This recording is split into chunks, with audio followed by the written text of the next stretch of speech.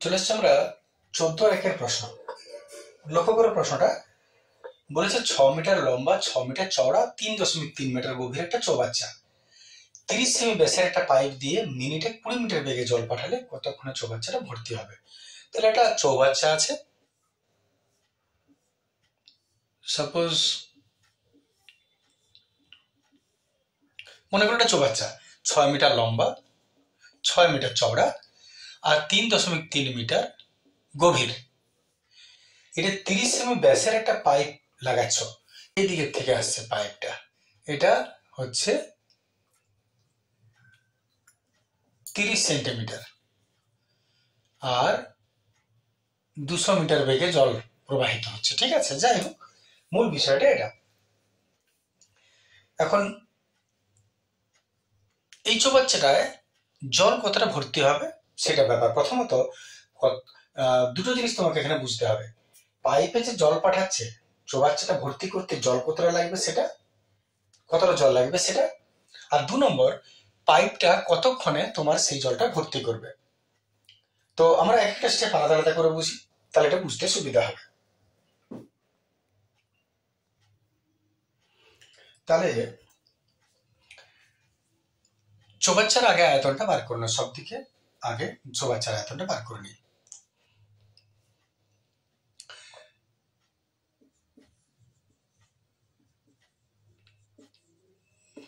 চৌবাচ্চার দৈর্ঘ্য 6 মিটার, প্রস্থ 6 মিটার, গভীরতা 3.3 মিটার। এত আয়তন, কতটা জল চৌবাচ্চায় ধরা হয়। দৈর্ঘ্য গুণিত প্রস্থ গুণিত উচ্চতা, দৈর্ঘ্য গুণিত প্রস্থ গুণিত উচ্চতা। তাহলে আমরা আয়তনের ফর্মুলা আসছি 6 গুণিত 6 গুণিত 3.3, 3.3 যা বেরোবে ঘন মিটার। রেখে দাও, এটাকে ঘাটাঘাটি করে লাভ নেই, যা আছে থাক, গুণ ভাগ করারও কোনো প্রয়োজন নেই, প্রয়োজন হলে শেষে করবে। তাহলে তুমি পেয়ে গেলে চৌবাচ্চাটায় কতটা জল ধরাবে, বাস ওর কাজ ছেড়ে দাও। এবার যেটা আসল জায়গা সেটা হচ্ছে পাইপের ব্যাপারটা, একটু মন দিয়ে বোঝো। ওই জায়গাটাই তোমার দরকার, পাইপটা। প্রথমত পাইপের মুখের ব্যাসটা বলেছে 30 সেন্টিমিটার। পাইপের মুখের ব্যাসটা 30 সেন্টিমিটার বলেছে। পাইপের সম্পর্কটা ঠিক করে বোঝো। পাইপের সম্পর্কটা হচ্ছে, পাইপের এটা হচ্ছে ব্যাস, ব্যাস মানে ব্যাসার্ধ। একটা পাইপ কি, আসলে পাইপ মানে একটা লম্ববৃত্তাকার চোঙ। এবারে তার মুখের ব্যাস তুমি জানো, তার মানে ব্যাসার্ধ জানো। আর এই যে গতিবেগটা দিয়েছে না, মিনিটে এত মিটার মিনিটে, এটা ওর গতিবেগ। গতিবেগটা হচ্ছে আসলে ওর উচ্চতাটা, আসলে ওর উচ্চতা। কিন্তু তুমি উচ্চতা বলে লিখবে না ভাষাটা, তুমি জলের গতিবেগ বলে লিখবে। আর যেটা ওর আয়তন বার হবে ওইটা হচ্ছে 1 মিনিটে কতটা জল পাস হবে সেটা। আমি একটু লিখে বোঝাই, তাহলে বুঝতে পারবে। তাহলে এবারে তুমি কি বুঝতে চলেছ, যাদের বিশেষ অসুবিধা আছে তাদের জন্য বলছি। এবারে তুমি কি বুঝতে চলেছ, পাইপের রিলেশনটা বুঝতে চলেছ। চৌবাচ্চায় কতটা জল ধরাচ্ছে পেয়ে গেছো, এবারে পাইপের রিলেশনটা। তো পাইপে শুরু করছি। কি করবে তুমি পাইপটার জন্য, দেখো একদম সহজ বিষয়। পাইপটির কি দিয়ে দিয়েছে, ব্যাস দিয়েছে। তো পাইপটার ব্যাস দিয়েছে 30 সেমি। এত ব্যাসার্ধ কত হবে, 30/2 15 সেমি। ঠিক আছে, এতটা। এবারে সেন্টিমিটার না রেখে তুমি একটু মিটার করে নাও এখানে, কারণ সবকিছু মিটারে আছে। তাহলে মিটারকে, সেন্টিমিটারকে যদি মিটার করি তাহলে কি হবে, metre decimetre centimetre, metre deci centi milli. তাহলে মিটার ডেসি সেন্টি, সেন্টি থেকে মিটারে গেলে 2 ঘর দশমিক টেক হবে, 2 ঘর। তাহলে এখানে আছে দশমিক নাই, মানে কোথায় আছে, শেষে আছে। 2 ঘর দশমিক এগিয়ে গেল, 1 2, এত হয়ে গেল মিটার, এত মিটার। তাহলে আমি এক কাজ করলাম, ব্যাসার্ধ করে নিলাম। এইবারে পাইপটার ব্যাসার্ধ হয়ে গেছে। এবারে পাইপের উচ্চতা, উচ্চতা কোনটা আগেই বলেছি, উচ্চতা মানে গতিবেগ জলের। লিখবে কিন্তু ভাষাটা উচ্চতা নয়, মনে করবে যে ওটা উচ্চতাপাটা পাইপটার, কিন্তু তুমি লিখবে গতিবেগ বলে, জলের গতিবেগ।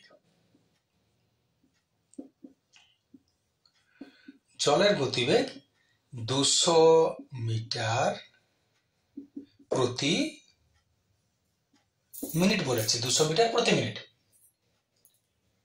এতএব এইবারে একটা লম্ববৃত্তাকার চোঙ পাইপ ওটা না, তার মানে আয়তনের কত পাই আর স্কয়ার এইচ, ওর আয়তন পাই আর স্কয়ার এইচ।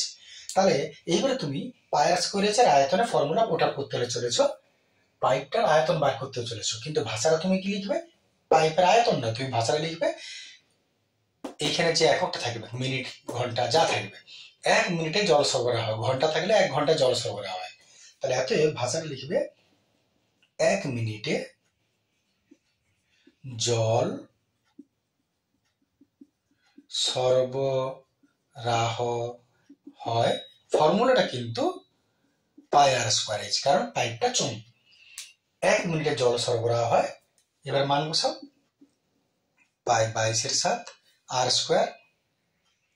আচ্ছা, এটা একটু সোজা করো না, 15/100, 5 3 15, 5 20, 3/20 মিটার। তাহলে এখানে 3/20 ইন্টু 3/20, আর এইচ হলো কত? এইটা গতিবেগটা এইচ 200। ক্লিয়ার করো কত হচ্ছে দেখো, গোলা গোলা পাগলা ঘোড়া। আর একটা 2 আর একটা 2 পড়ে হলো 22 3 3 বাই 7 2 14, এত ঘন মিটার। এবার তোমরা জিনিস ভাবো, 1 মিনিটে চৌবাচ্চাটা এতটা জল সরবরাহ করে, ওর আয়তন যেটা সেটাই 1 মিনিটে ও জল পাঠায়। তাহলে যদি 1 মিনিটে এতটা জল পাঠায়, কতটা জল পড়বে? এতটা জল পড়বে, কত সময় লাগবে? বুঝতে পারছো কি করতে হবে? ওই কি নিয়ম বলেছে কতক্ষণে পাঠাবে, তাহলে এক কাজ ঘুরি না, 1 মিনিটে এতটা হয় তো উল্টি নিচ্ছি, এত ঘন মিটার জল সরবরাহ করে 1 মিনিটে। এত 22 ইন্টু 3 3 9 বাই 14 ঘন মিটার জল সরবরাহ করে 1 মিনিটে। তাহলে 1 ঘন মিটার জল সরবরাহ করে 1 বাই এত।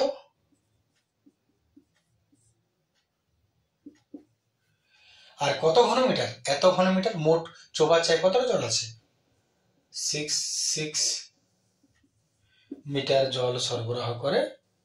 তাহলে এটা উপর উঠে যাবে, এদিকটা আগে ক্লিয়ার করে নিই, 14 বাই এটা, আর এটা উপরে চলে যাবে এর সঙ্গে, 6 6 3 3।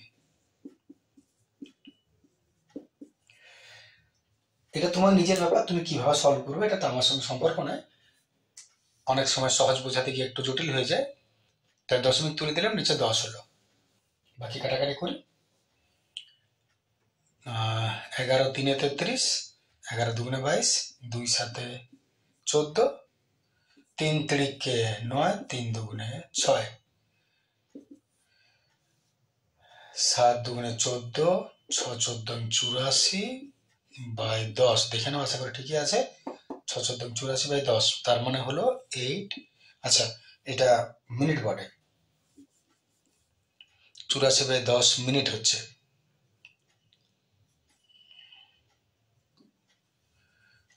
দুই একটু কাটতে পারো, 2 5 10, তাহলে হলো তোমার 7, 6 7 42 বাই 5, 42 বাই 5 মিনিট।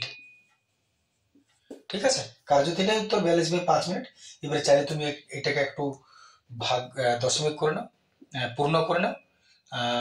5 7 5, 5 8 40, 2 এত মিনিট। 8 পূর্ণ 2 এর 5 মিনিট, 8 পূর্ণ 2 এর 5 মিনিট।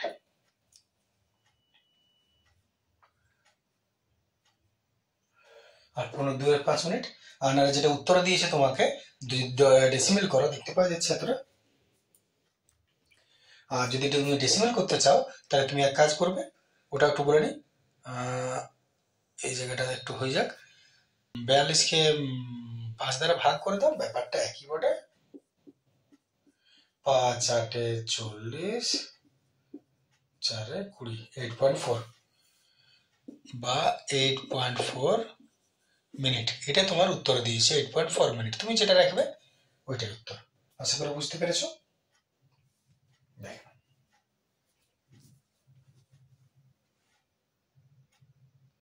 10 প্রশ্ন কি বলছে, লম্ব বৃত্তাকার শঙ্কু আকৃতির একটি তাঁবুতে 11 জন লোক থাকতে পারে। তাঁবু দেখেছো তোমরা, তাঁবু খাটানো হয়। লম্ব বৃত্তাকার শঙ্কু আকৃতির তাঁবু,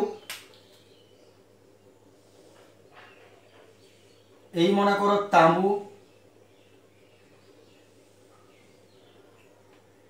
11 জন লোক থাকতে পারে। 11 জন লোক থাকতে পারে, মনে করো এখানে 1 জন 2 জন 3 জন 4 জন 5 জন 6 জন করে 11 জন লোক থাকবে। থাকবে এভাবে? থাকবে না। ভাসবে কি মানুষগুলো উপরে? না, আসলে নিচে থাকতে পারে, নিচে থাকবে। ভাসবে কোথায়? উপরে। তাহলে 11 জন লোক থাকতে পারে। প্রত্যেক লোকের জন্য জমিতে 4 বর্গমিটার জায়গা লাগে, ভূমিতে 4 বর্গমিটার জায়গা লাগে। মানে এক একজনের 4 বর্গমিটার 4 বর্গমিটার 4 বর্গমিটার 4 বর্গমিটার 4 বর্গমিটার, এইভাবে 11 জনের প্রত্যেকে 4 বর্গমিটার করে জায়গা লাগে। বসার জন্য তো কিছুটা জায়গা চাই, তাছাড়া বসবে কি করে? এক জায়গায় তো মনে হয় 2 জন বসতে পারবে না, একজনে বসতে পারবে। তাহলে এক একজনের 4 বর্গমিটার জায়গা লাগে। আর 20 ঘনমিটার বাতাসের প্রয়োজন। অ্যাপ্রক্সিমেট একটা হিসাব বলছে যে এক একজন বাতাস নেবে 20 ঘনমিটার করে। তাহলে অতটা জায়গা ওদের রাখতে হবে। তাহলে বাতাস এক একজনের জন্য 20 ঘনমিটার, বাতাসটা উপরে ভাসবে 20 ঘনমিটার কিউবিক মিটার বাতাসের প্রয়োজন হবে। প্রশ্নটা হচ্ছে এই যে 11 জনের যে তাঁবু তার উচ্চতা কত? প্রশ্ন হচ্ছে এই 11 জনের যে তাঁবু তার উচ্চতাটা কত? এক কথায়, দাঁড়াও চাটা খেয়ে নি। চা খাবে, তোমাদের আগেও বলেছি চাতে বুদ্ধি বাড়ে, প্রচুর বুদ্ধি বাড়ে। আমার বুদ্ধিটা হু হু করে বাড়ে চা খেলে, যার জন্য চা না খেলে বুদ্ধি কমে যায়। চা খাবে। তো এখানে একটা জিনিস বোঝার আছে তোমাদের, যে 4 বর্গমিটার এক একজনের জায়গা লাগে। তাহলে এক একজনের যদি 4 বর্গমিটার করে জায়গা লাগে, তাহলে মাটিটা কতটা জায়গা জুড়ে আছে এটা এখানে ভাবার বিষয় নয় যে 4 বর্গমিটার করে আসনে পাতলে পুরোটা পাতবে কিনা, এরকম কিছু নয়। এক একজনের যদি 4 বর্গমিটার করে জায়গা লাগে, একটা তাঁবুতে কতজনের লোক তুমি ফিট করছো? 11 জন। তার মানে মাটিটা কতটা জায়গা দরকার? 4 11 44, 44 মাটি দরকার। 44 কি বলে? বর্গমিটার। বর্গমিটার মাটি দরকার। তার মানে এই যে মাটিতে যে জায়গা লাগে এক একজনের 4 বর্গমিটার করে, তাহলে 11 জনের কত বর্গমিটার জায়গা লাগবে? 4 11 44 বর্গমিটার জায়গা লাগবে মাটিতে।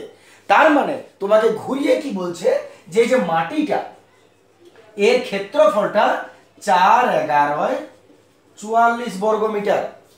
তার মানে ঘুরিয়ে কি বলছে, তাঁবুর ভূমির ক্ষেত্রফলটা কত?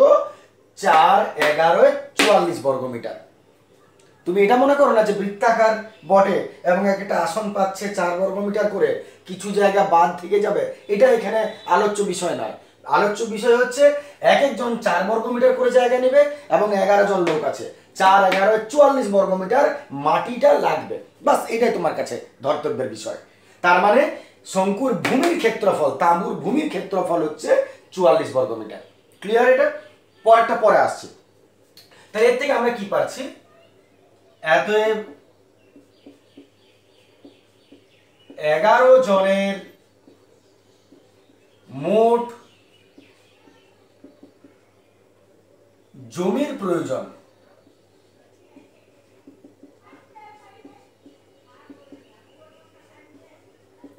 11 জনের মোট জমির প্রয়োজন কত? 4 বর্গমিটার ইন্টু 11,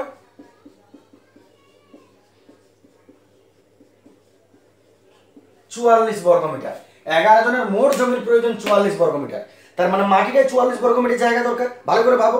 আর বর্গমিটার মানে কিসের একক? ক্ষেত্রফলের একক। তার মানে মাটির কি বটে? এটা ক্ষেত্রফল 44 বর্গমিটার। মাটির ক্ষেত্রফল 44। তার মানে মাটিটা কেমন? বৃত্তাকার। তার মানে ভূমিটা। অতএব শঙ্কুর ভূমির ক্ষেত্রফল 44 বর্গমিটার। খুব সহজ অঙ্ক, একবার করলে মনে থেকে যাবে, কোনো এটার মধ্যে নাই কিছু বিশেষ। তাহলে ভূমির ক্ষেত্রফল পেয়ে গেলে আসলে 44 বর্গমিটার। এবার তুমি বিষয়টা জানো যে ভূমির ক্ষেত্রফল পেলে কি হয়, ভূমির ক্ষেত্রফলের ফর্মুলা বসাতে হয়। তাহলে ভূমির ক্ষেত্রফলের ফর্মুলা বসিয়ে নিচ্ছে একটু। ভূমির ক্ষেত্রফলের ফর্মুলা কি, ভূমিটা কি বৃত্তাকার, তার মানে বৃত্তের ফর্মুলা পাই আর স্কয়ার 44। একটু সলভ করে নিয়ে এটাকেও, pi that means 22/7 into r square সমান 44। অতএব আর স্কয়ার সমান 44 ইন্টু 7 উপরে 22 নিচে কাটাকাটি করে নিচ্ছি, 22 2 44, 7 2 14। অতএব আর স্কয়ার সমান 14 মিটার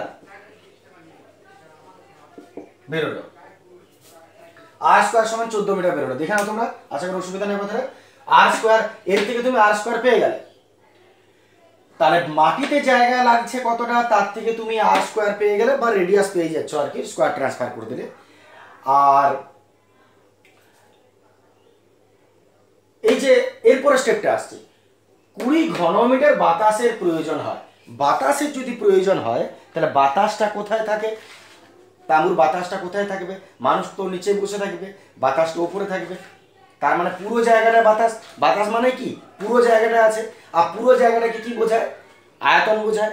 আগেই বলেছি পাত্রটা কতটা জল আছে কি বার করবে, আয়তন। পাত্রটা কতটা বাতাস আছে কি বার করবে, আয়তন। এটা যদি পুরোটা কাঠের হতো তাহলে কতটা কাঠ থাকতো, আয়তন। তাহলে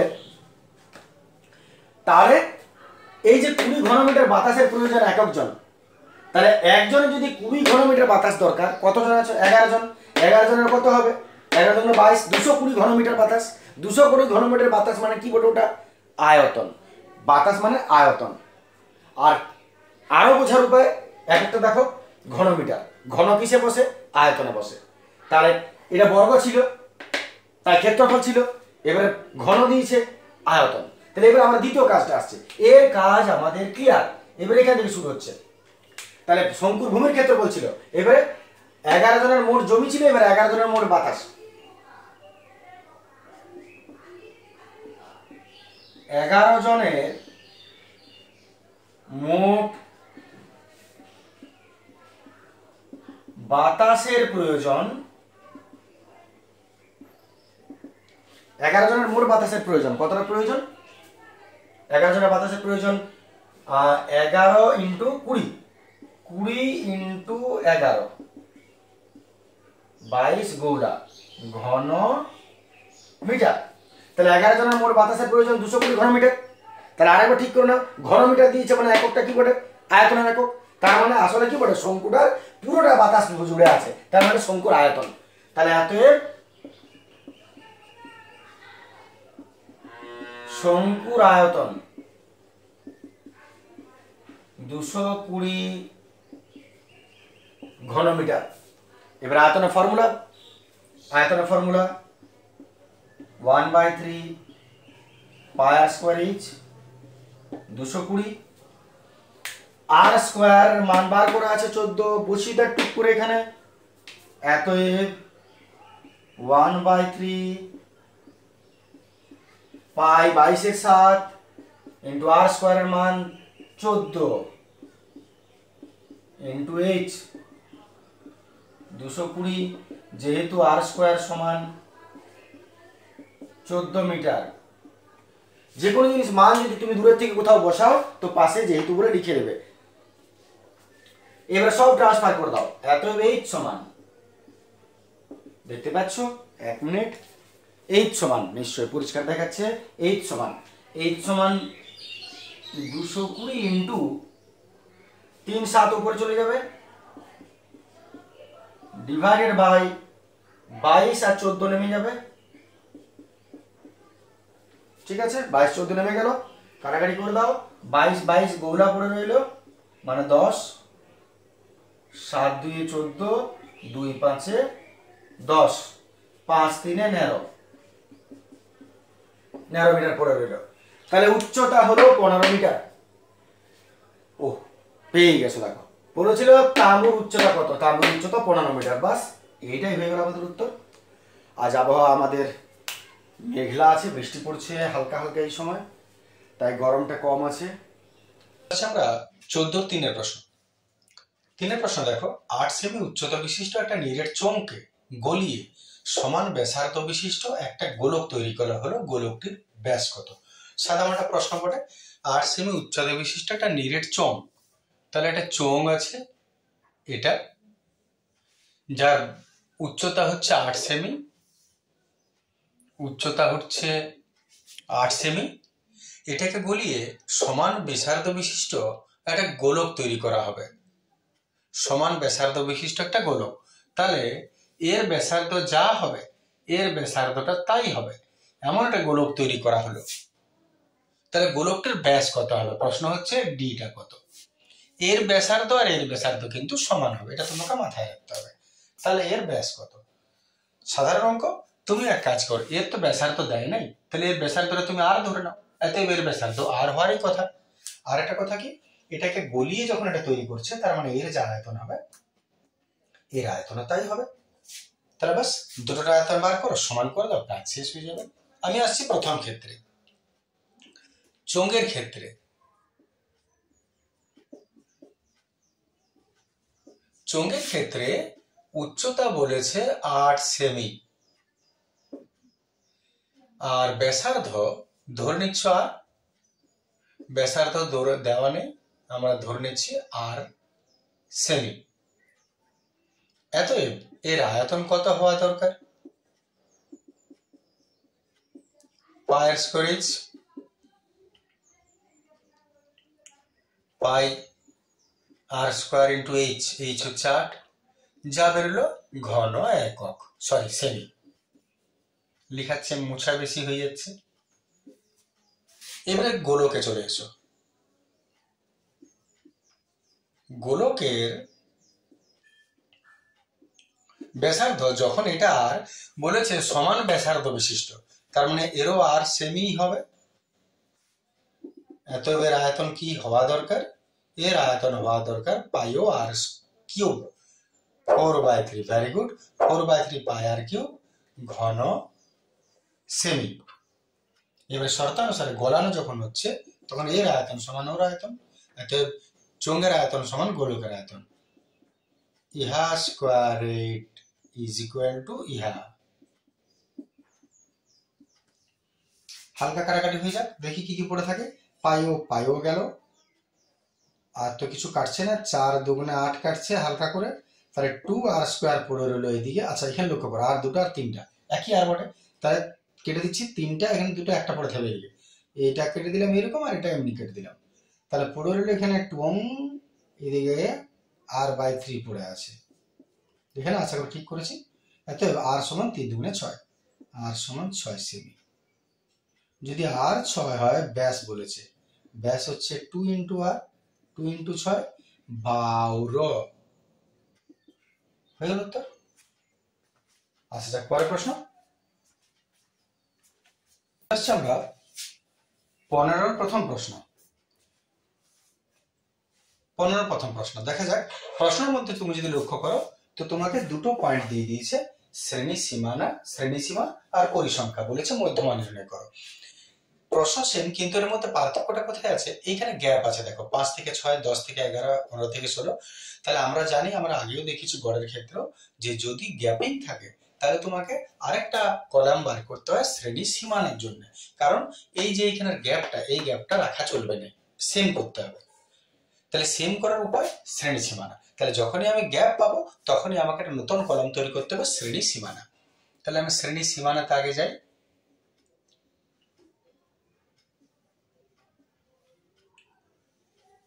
শ্রেণী সীমানা, আচ্ছা শ্রেণী সীমানার নিয়মটা একটু মনে করে নিই আমি। এই 50 পয়সা এখান থেকে কমাও, 50 পয়সা এখানে বাড়াও, এখানে 50 পয়সা কমাও, এখানে 50 পয়সা বাড়াও, এটা স্বাভাবিক করতে হবে।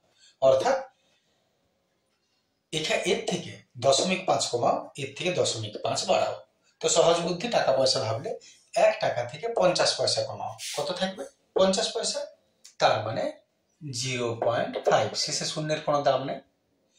আর এটার পেছনে পয়েন্ট দিয়ে দাও শুধু, ব্যাস যা থাকবে তার পেছনে পয়েন্ট, মানে 50 পয়সা বেড়ে গেল।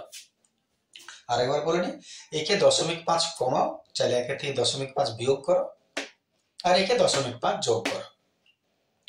1 থেকে 0.5 যদি বিয়োগ করো তাহলে 1.0, এর থেকে 0.5 বিয়োগ হবে, 5 10 5 দিতে হাতালে 0, এটা ঠিক আছে না? তাহলে 0.5 কমাও, 0.5 বাড়াও, বাস বাস, আর কিছু ঝামেলা নেই। এটাই এখানে লিখো, কারণ এর থেকে 0.5 কমালে এইটাই পাবে, তাহলে এটাই এখানে লিখলে, আর এখানে 0.5 দিয়ে দাও। এটাই এখানে লিখো, এখানে 0.5 দিয়ে দাও। এটাই এখানে লিখো 0.5, এটাই এখানে 0.5, এটাই এখানে 0.5, এটাই এখানে 30.5, এটাই এখানে, এটাই 0.5।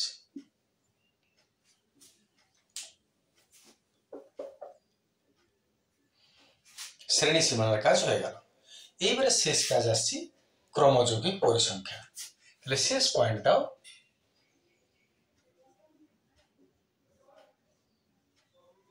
ক্রমযৌগিক পরিসংখ্যা ব্র্যাকেটে ক্ষুদ্রতর সূচক, ক্রমযৌগিক পরিসংখ্যা ক্ষুদ্রতর সূচক। এটার কি কথা? এটা হলো এইটাই এইখানে বেড়ে বেড়ে যাবে। তাহলে 2 যেটা আছে ওইটা লিখবে, এর সঙ্গে এটাকে যোগ করো, 2 + 3 সমান, এক কথায় 2 + 3 5, 5 আর +6, ব্র্যাকেটে গুলো লেখার দরকার হয় না। 11, 11 আর 7 18, 18 আর 5 23, 23 আর 4 27 আর 3 30। হয়ে গেল এত কাজ। এটাই হয়ে গেল আমাদের এন। দেখে নাও, এত পর্যন্ত ক্লিয়ার করো, এর মধ্যে কোনো অসুবিধা নাই তো? তাহলে এইবার আমরা নেক্সট কাজে চলে আসি। এতটা যদি হয়ে গেছে, তাহলে অতএব এন হচ্ছে 30। মনে করে দেখো, মধ্যমা নির্ণয়ের জন্য এবারে কি করতে হয়, এই স্টেপটা নিতে হয়। n/2 সমান 15, এইটা নির্ণয় করে n যা পেলে তার অর্ধেক বার করে নিলে n/2 করে, এই যেটা পেলে এইটা এখানে কোথায় আছে সেটা তোমাকে দেখতে হবে। তাহলে 15 কোথায় আছে? 2 পর্যন্ত যদি হয় তাহলে এই কলামটা, 5 পর্যন্ত যদি হয় তাহলে এটা, 11 পর্যন্ত যদি হয় তাহলে এটা, 18 পর্যন্ত যদি হয় তো এটা, মানে 11 পর থেকে 18 পর্যন্ত এটা। তাহলে 15 কোথায় আছে? 11 পরে 18 আগে, তার মানে 15টা আছে 18 পর্যন্ত যে কলামটা, তার মানে এই কলামটা। তাহলে এই কলামটাকে নিয়ে আমাদের কাজ আছে, এই কলামটাকে নিয়ে কাজ আছে। তাহলে এখানে আমাদের মধ্যমা শ্রেণী কোনটা? এত এই মধ্যমা শ্রেণী হচ্ছে এইটা, এইটা, তার মানে আসলে এইটা, তার মানে 15.5 টু 20.5, এটা নির্ণয় করে নিলে।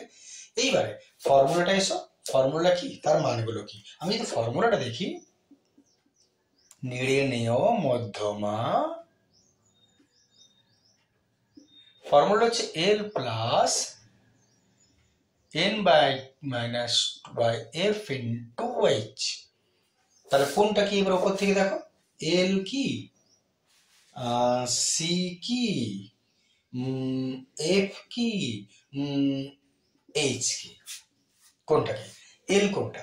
L হচ্ছে এটা নিম্ন শ্রেণীর, এইটা হচ্ছে L নিম্ন সীমা, যেটা মধ্যমা শ্রেণীর নিম্ন সীমা হচ্ছে L 15.5।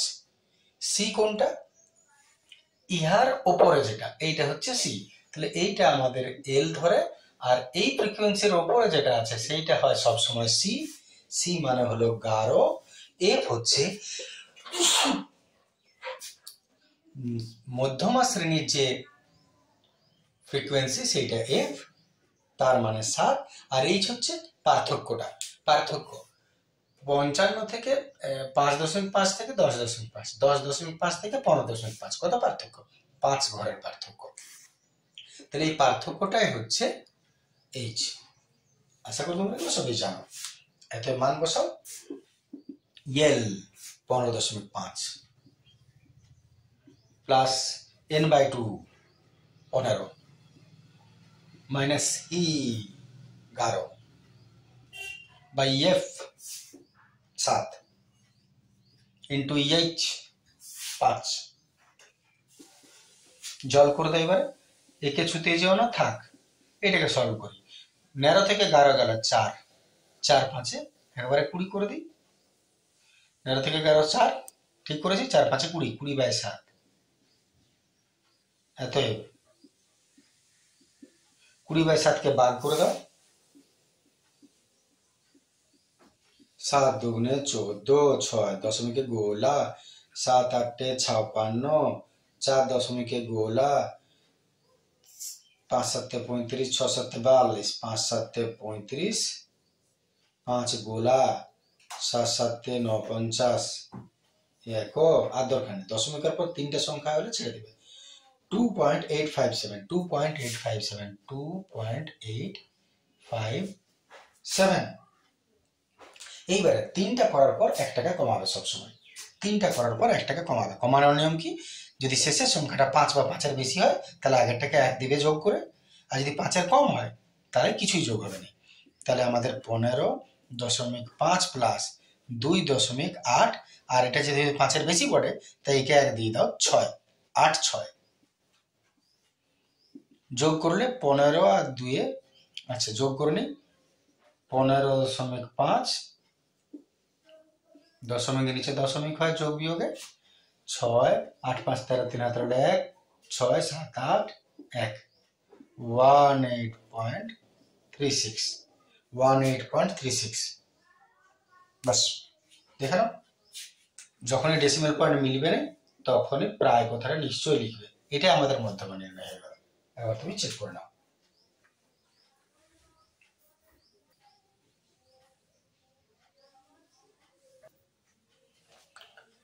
চলে আসছে আমরা পরের প্রশ্ন। এখানে দেখো, শ্রেণীতে তোমাকে দেওয়া আছে, অজৈব গঠনে আসছি, শ্রেণী দেওয়া আছে, পরিসংখ্যা দেওয়া আছে, অজৈব গঠন করতে বলেছে, এবং এটা হচ্ছে প্রশ্নটা ক্ষুদ্রতর সূচক থেকে তোমাকে বলেছে। তো শুরু করা যাক। আমি রেডি করে নিয়েছি ছকটা। শ্রেণী, পরিসংখ্যা, ক্রমযৌগিক পরিসংখ্যা, ক্ষুদ্রতর সূচক বার করব। প্রথম কাজ, এই যে 0 to 10, 10 to 20, 20 to 30 আছে, যখন তোমাকে অজৈব গঠন করতে হবে তখন কারো কম বা কারো বেশি। যদি ক্ষুদ্রতর সূচক বলে তাহলে 10-এর কম, 20-এর কম, এইখান থেকে 10-এর কম, 20-এর কম, 30-এর কম, 40-এর কম, এইরকম ভাবে আমরা প্যারাটা তৈরি করবো। আর যদি বৃহত্তর সূচক বলতো তাহলে 0 থেকে বেশি, 10-এর থেকে বেশি, 20-এর থেকে বেশি, 30-এর থেকে বেশি, এইরকম আর কি চলতো। তাহলে যখন ক্ষুদ্র বলেছে তখন তোমাকে 10-এর কম, 20-এর কম আসতে হবে। তাহলে শুরু করছি, যেহেতু ক্ষুদ্রতর বলেছে তাই ক্ষুদ্রতরতে আমরা চলবো। 10-এর কম, 20-এর কম, প্রথম পয়েন্ট হচ্ছে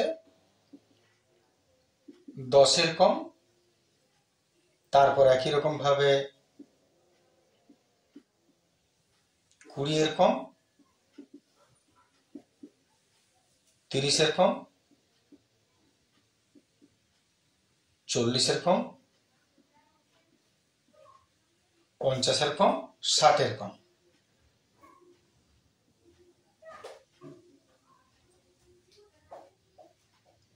এইবারে পয়েন্টগুলো লক্ষ্য করো, 7 আছে, 10 আছে, 23, 50, 6, 4।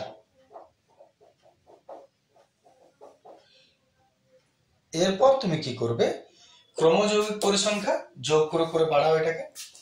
এটা হলো 7, যেটা আছে এটা। এবার এর সঙ্গে যোগ করে 10 আর 7 17, 17 আর 23, 7 3 10 0 হাত রইল 1 2 3 রেখে 40, 40 আর 50 90, 90 আর 6 96, 96 4 গোলা গোলা 1, 100। তাহলে এতটা পর্যন্ত আমাদের কাজ হয়ে গেল। আশা করি এতটা ঠিক আছে। এবারে আমরা গ্রাফে আসছি, মূল জায়গাটাতে। দেখেন এতটা পর্যন্ত। আচ্ছা, এখানে একটা জিনিস ভুলে গেলাম, এটা 0 to 10, 10-এর কম, তার আগে 0 আছে, 0-র কম বলে একটা পয়েন্ট করে দেবে আরো, ঠিক আছে? এটা ভুলে গেলাম একটু। 10-এর কমের আগে 0 এর কম আর একটা পয়েন্ট, 0 এর কম। 0 এর কমে তো কিছু নেই, তাহলে এখানে 0, ঠিক আছে? তাহলে এটা যদি 0 হয় তাহলে এই পয়েন্টটাও হবে এখানে 0। সুন্দর হয়েছে। তাহলে বাস, আর কিছু না। 0 এর কম, 10-এর কম, 20-এর কম, 30-এর কম, 0 এর কম যেহেতু কিছু নেই 0, তাহলে এখানেও ক্রমযোগ্য 0। তারপর আপনার প্রত্যেকটা বাড়তে থাকলো। আশা করি ঠিক আছে তোমার কাছে, বাকি তো কোনো চেঞ্জ হবে না। এবারে তোমার এখানে চলে আসছি গ্রাফটা আমি সবটা রেডি করে নিয়েছি। এবার আমাদের বসানো শুরু করা যায়। গ্রাফের মধ্যে বুঝতে পারছো, গ্রাফ পেপারে তুমি এক একটা পয়েন্টকে 10, 20, 30, 40, 50 করে 90, 80, 70 যতদূর দরকার আর কি, ম্যাক্সিমাম ততটা করলেই হবে, তার বেশি দরকার নেই। আর এখান থেকে এগুলো 10 ঘর, এক একটা করে 5 5 করে 10, 10-এর ঘর, তারপর 20-এর ঘর, তারপর 30 ঘর, 40 ঘর, এইভাবে নিয়ে নিলে এবারে শুরু করা যাক বিষয়টা। তো 0-র কম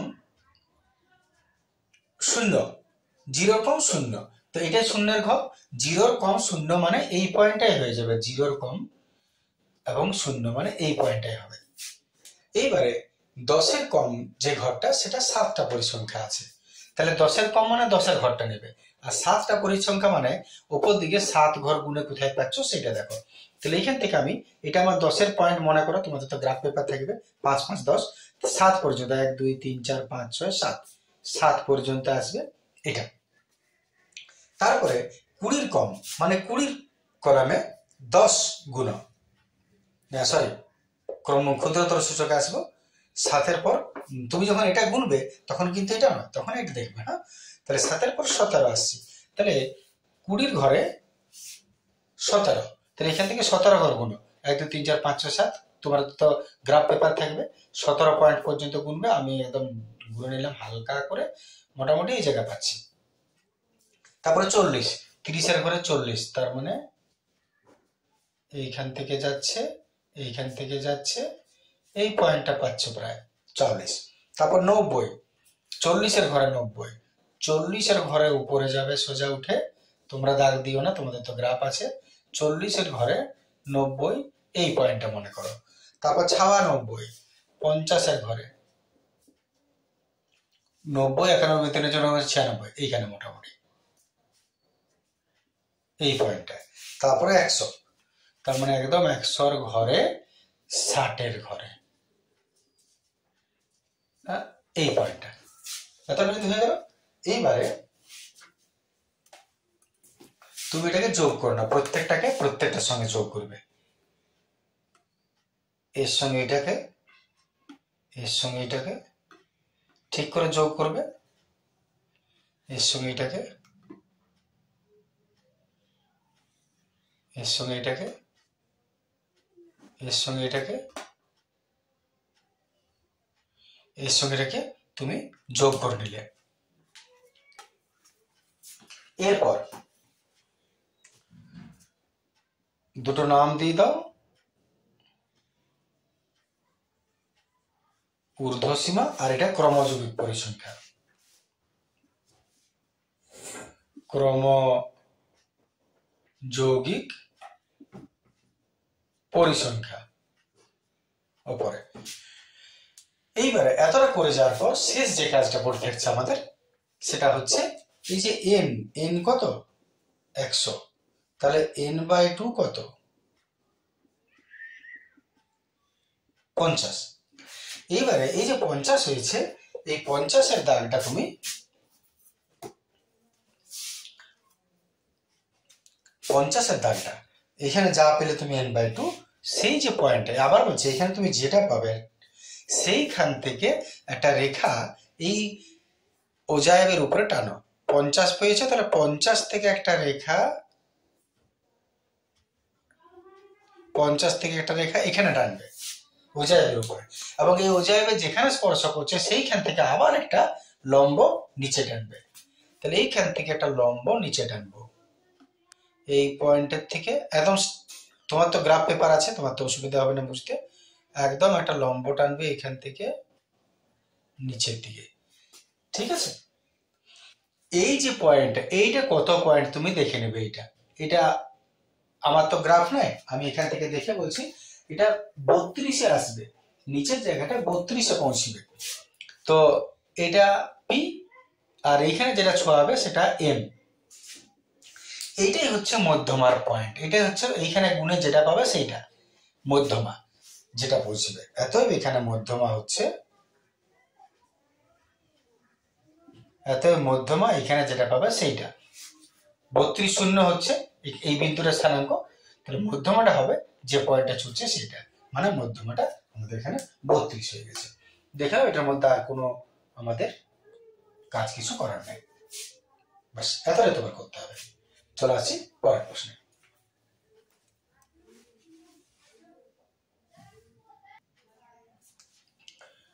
চলে আসছে আমার পরের প্রশ্ন, যেটা তোমাকে সংখ্যাগুরু মান নির্ণয় করতে বলেছে।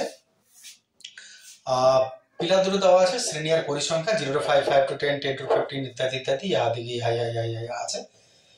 তাহলে সংখ্যাগুরু মান নির্ণয় একদম সহজ। সব থেকে বড় ফ্রিকোয়েন্সি কে তুমি দেখে নাও, 5, 12, 18, তার মধ্যে 28 সব থেকে বড়। এই 28টাই হচ্ছে আমাদের F1 বা সংখ্যাগুরু মান।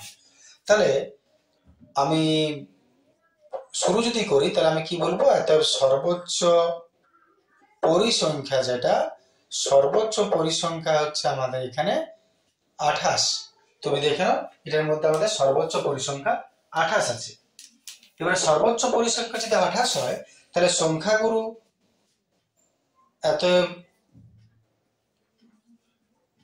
সংখ্যাগুরু সম্বলিত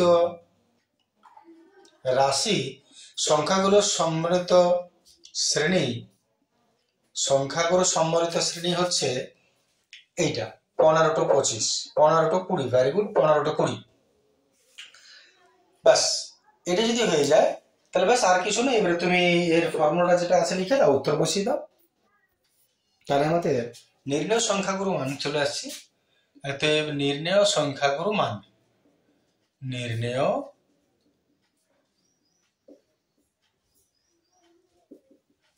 সংখ্যাগুরু মান কি হচ্ছে, ফর্মুলাটা তুমি লিখে নাও, L plus F1 minus F0, নিশ্চয় মনে আছে, আর 2 F1 minus F0 minus F2 হয়ে যাবে, আর ইন্টু H। দেখে নাও, এটা হলো ফর্মুলা। এর মধ্যে কোন মানটা কোনটা পড়ে একবার ঠিক করে নাও। তাহলে আমরা যদি মান বসাই, তাহলে কোনটা কি পাচ্ছ চেক করে নাও। প্রথমে এই যে নিম্ন সংখ্যাগুরু মান সম্বলিত রাশি যে নিচে, এইটা হচ্ছে আমাদের L, এটা F1, এর আগেরটা হচ্ছে F0, আর এর ঠিক পেছনের ফ্রিকোয়েন্সিটা হচ্ছে F2। তাহলে মূল যেটা সব থেকে বড় ফ্রিকোয়েন্সি, বড় সংখ্যা, সেটা F1, আগেরটা F0, পেছনেরটা F2, এটা হলো L। আর এই যে তো পার্থক্য কত, 5-এর পার্থক্য। অতএব L হচ্ছে 15, F0 হচ্ছে 18, F1 হচ্ছে 28, F2 হচ্ছে 17, H হচ্ছে 5, 5, 5, 5, 5, 5 ঘরের পার্থক্য 5। মান বসানো যাক, L plus F1 28 minus F0 18 into 2F1 28 minus F0 18 minus F2 17 into H 5। না দেখে বলে দিলাম।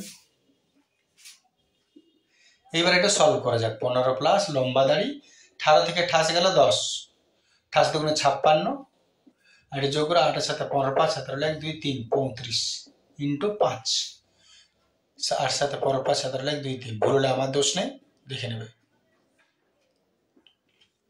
5 6 1 3 5 2, 5 আর 1 6, 3 এর 2 5, ভেরি গুড। 5 2 50/21, জল করে দাও দশমিকের বার করে। 50-কে 21, 21 দুগুণে 42, দশমিকে গোলা 3-কে 3, 3 দুগুণে 6, 7 দিতে ধরলে 7 8 8, দশমিকে গোলা 8 দুগুণে 8-একে 8, 8 দুগুণে 16, দশমিকে গোলা, বুঝতেই পারছো, দশমিকে গোলা। আরো যদি খাওয়াতে চাই তাহলে এবারে শূন্য খাইয়ে শূন্য খেতে হবে, তবে এবারে বাকি খাবে। তো আমি আর যাবো না, 2.38 আসছে, 2.38, শেষে শূন্যের কোনো দাম নেই, যা আসছে 5 থেকে কম। অতএব 15 2 17.38, প্রায় 17.38 প্রায়। এটা আমাদের ব্যাস এতটাই চেয়েছে সংখ্যাগুরু মান, উত্তর হয়ে গেল। আশা করি ঠিক আছে সব। ব্যাস আজকের ভিডিও এতটাই রইল, নেক্সট ভিডিও পরের দিন। Thank you, good day.